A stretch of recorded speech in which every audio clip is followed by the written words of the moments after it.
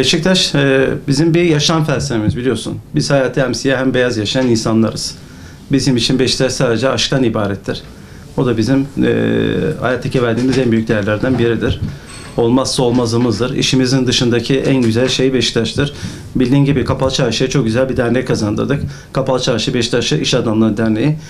Kapalı Çarşı'daki ve civarındaki tüm Beşiktaşlara da derneğimize üye olmasını bekliyoruz.